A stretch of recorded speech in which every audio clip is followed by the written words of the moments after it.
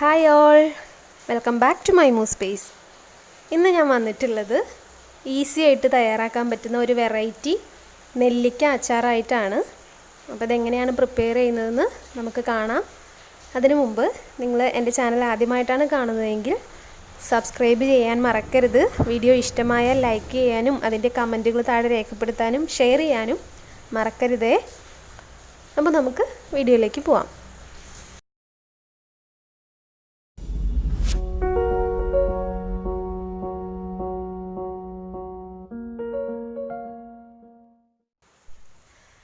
നെല്ലിക്ക അച്ചാർ തയ്യാറാക്കാൻ ആദ്യം നമുക്ക് നെല്ലിക്ക ചെറുതായിട്ട് അരിഞ്ഞ് തലേദിവസം ഉപ്പ് ചേർത്ത് വെച്ചിട്ടുള്ള നെല്ലിക്കയാണ് വേണ്ടത്.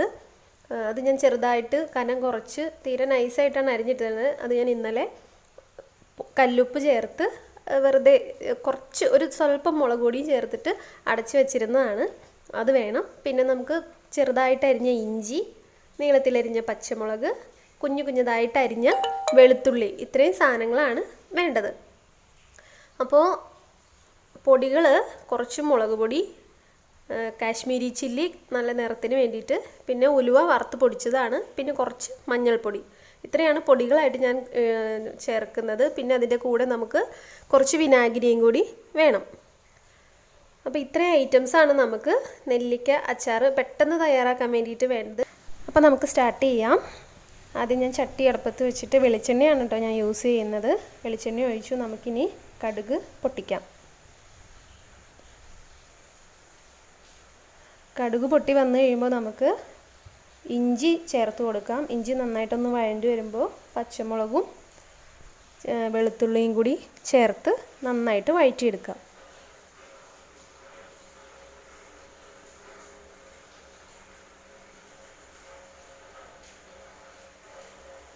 നമ്മൾ സാധാരണ പുഴുങ്ങിയൊക്കെയാണല്ലോ നെല്ലിക്ക അച്ചാർ ഇടാറ്. ഇതൊരു വെറൈറ്റി ആയിട്ട് പ്രിപ്പയർ ചെയ്യാൻ പറ്റുന്നതാണ്. നമ്മളിത് ഉണ്ടാക്കിയതിന് ശേഷം അന്ന് തന്നെ നമുക്ക് യൂസ് ചെയ്യാനായിട്ട് തുടങ്ങാൻ പറ്റുമെന്ന് പറഞ്ഞാൽ അതിലേക്ക് ഈ മുളക് പൊടിയെല്ലാം ഒന്ന് പിടിച്ചിട്ട് വേണ്ടേ നമുക്ക് എടുക്കാനായിട്ട്.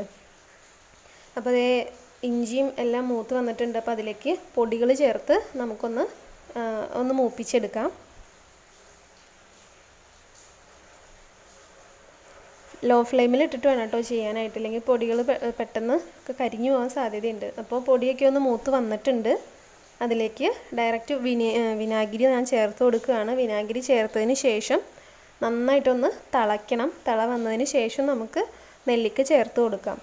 ഇതിലേക്കിപ്പോൾ ഞാൻ ആവശ്യമായിട്ടുള്ള ഉപ്പ് നെല്ലിക്കയിലുള്ളത് കൊണ്ട് ഇതിലേക്ക് കുറച്ച് ഉപ്പ് ഞാൻ ചേർത്ത് കൊടുത്തിട്ടുണ്ട്.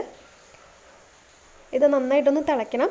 തിളച്ചതിന് ശേഷം നമ്മൾ ജസ്റ്റ് നെല്ലിക്ക വന്നിട്ട് മിക്സ് ചെയ്ത് കുറച്ച് വെള്ളം ചേർത്ത് നമുക്ക് ഒന്ന് ചൂട് കയറ്റി എടുക്കണം.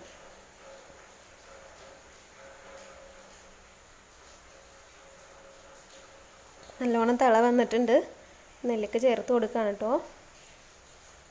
ഉപ്പ് ഓൾറെഡി അതിലേക്ക് ഇന്നലെ തലേദിവസമേ ഉപ്പ് ചേർത്ത് കൊടുത്തേക്കുന്നത് കൊണ്ട് ഓൾറെഡി അതിൽ ഉപ്പ് പിടിച്ചിട്ടുണ്ട്. അപ്പോൾ ഒരു പ്രത്യേക ടേസ്റ്റ് ആയിരിക്കും. ഇത് ഡ്രൈ ആയിട്ട് നമുക്ക് ഉണ്ടാക്കാം. എന്നാൽ ഇച്ചിരി ചാറൊക്കെ ആയിട്ട് വേണമെന്നുണ്ടെങ്കിൽ ആവശ്യത്തിന് വെള്ളം ചേർത്ത് കൊടുത്തു കഴിഞ്ഞാൽ നമുക്ക് അങ്ങനെ എടുക്കാം. എനിക്ക് ഡ്രൈ ആയിട്ട് എടുക്കുന്നതാണ് കേട്ടോ ഇഷ്ടം. ഡ്രൈ ആയിട്ടിരിക്കുമ്പോൾ ഒരു പ്രത്യേക ടേസ്റ്റാണ്. സാധാരണയിൽ നിന്ന് വ്യത്യസ്തമായൊരു ടേസ്റ്റ് നിങ്ങൾക്ക് ഇതിൽ നിന്ന് പ്രതീക്ഷിക്കാം. വെറൈറ്റി ആയിട്ട് ഇതുപോലെ ഉണ്ടാക്കിയിട്ടുണ്ടോ എന്ന് അറിയില്ല. അപ്പോൾ നിങ്ങൾ തയ്യാറാക്കിയിട്ടില്ലെങ്കിൽ ഇതുപോലെ ഒന്ന് ചെയ്തു നോക്കുക. വെറൈറ്റി ആയിട്ട് പെട്ടെന്ന് തന്നെ നമുക്ക് ഉപയോഗിക്കാൻ പറ്റുന്ന ഒരു ഈസി റെസിപ്പി. അപ്പോൾ ഞാൻ ആവശ്യത്തിന് വെള്ളം ചേർത്ത് കൊടുത്തേക്കുവാണ്. ഒത്തിരി വെള്ളമൊന്നും വേണ്ട. ആവശ്യത്തിന് വെള്ളം ചേർത്തിട്ട് ഒന്ന് തള വരുമ്പോഴത്തേക്കും ലാസ്റ്റ് നമ്മൾ ഉലുവ വറുത്ത് പൊടിച്ചത് ചേർക്കുകയാണ്. കായവും കൂടി ഉണ്ടെങ്കിൽ നന്നായിരിക്കും. കായം എൻ്റെ കയ്യിൽ തീർന്നു പോയി. അപ്പോൾ എൻ്റെ അച്ചാർ പെട്ടെന്ന് തീർന്നു പോയപ്പോൾ വീട്ടിലെല്ലാം നെല്ലിക്ക വെച്ചിട്ട് ഈസി ആയിട്ട് പെട്ടെന്ന് റെഡിയാക്കിയതുകൊണ്ടാണ് കായം ഇതിൽ ചേർക്കാൻ പറ്റാതെ പോയത്. അപ്പോൾ നിങ്ങൾക്ക് കായവും കൂടി ചേർത്ത് കൊടുക്കാം കേട്ടോ. അപ്പോൾ അത്യാവശ്യം നല്ല തളയൊക്കെ വന്നിട്ടുണ്ട്. ഒന്ന് ചൂട് കയറിയാൽ മതി. അപ്പോൾ നമ്മുടെ അച്ചാർ ഇവിടെ റെഡി ആയിട്ടുണ്ട്. റെസിപ്പി നിങ്ങൾക്ക് ഇഷ്ടമായെന്ന് വിചാരിക്കുന്നു. മറ്റൊരു വീഡിയോയിലൂടെ കാണുന്നത് വരെ Tata, bye bye, take care.